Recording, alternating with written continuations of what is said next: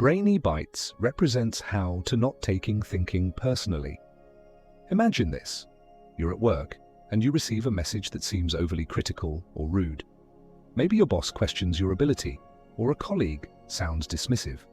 Hours later, you're still thinking about it, replaying the moment and feeling hurt. Why does that happen? Why do we take things so personally? Studies show that our brains are wired to react strongly to negative feedback. In fact, one study conducted at UCLA revealed that social pain, like rejection or criticism, lights up the same areas of the brain as physical pain. That's why negative comments hurt so much and why we often take them personally. But here's the thing, it doesn't have to be that way. We can train our minds to avoid taking things personally. Let's explore how. Number 1, understand that it's not always about you.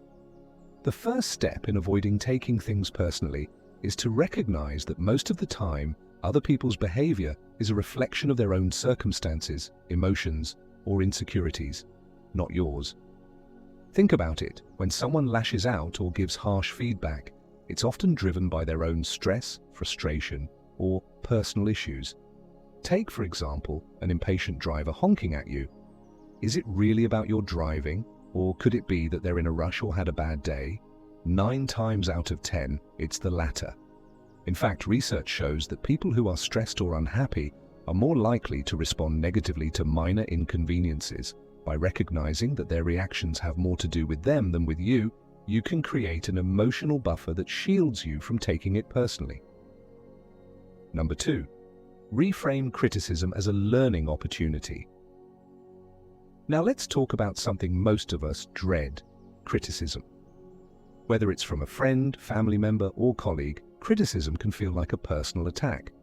But here's the truth, not all criticism is bad. Take the case of some of the world's most successful individuals. People like Oprah Winfrey, Steve Jobs, and even Michael Jordan faced harsh criticism throughout their careers. Did they take it personally? Not exactly. They learned to reframe it. Instead of viewing criticism as an attack, start seeing it as feedback, information that can help you grow. Ask yourself, is there something valuable I can learn from this? Maybe it's an opportunity to improve a skill, refine an idea, or shift your perspective. By turning criticism into a tool for growth, you disarm its emotional sting. It becomes less about hurting your feelings and more about helping you improve. Number 3, don't seek validation from external sources. Another key factor that leads us to take things personally is the habit of seeking validation from others. It's natural to want approval from our peers, but when we rely too much on external validation, every negative comment can feel like a blow to our self-worth. This is where the concept of self-validation comes into play.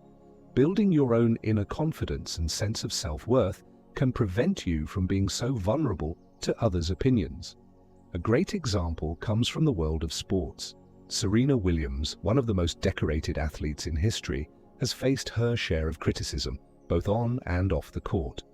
But her ability to focus on her own sense of purpose and self-worth, rather than the approval of critics, has been one of her greatest strengths.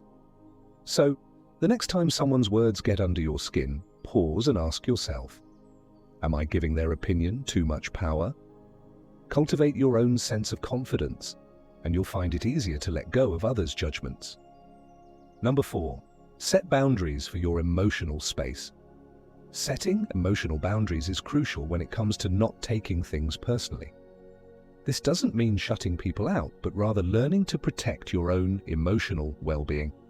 Think of your emotions like a house. You wouldn't let just anyone walk into your home, right? So, why let just anyone walk into your emotional space and affect your mood? Setting boundaries means being selective about what you allow to impact your feelings. For example, let's say a coworker makes a snide remark during a meeting. You have the power to decide, is this something worth dwelling on? If the answer is no, mentally place it outside your emotional house and move on. Number 5, practice empathy and let go. One of the most powerful tools in avoiding taking things personally is practicing empathy. When you take a moment to consider what someone else might be going through, it shifts your perspective. Maybe that sharp comment from your colleague wasn't about you at all.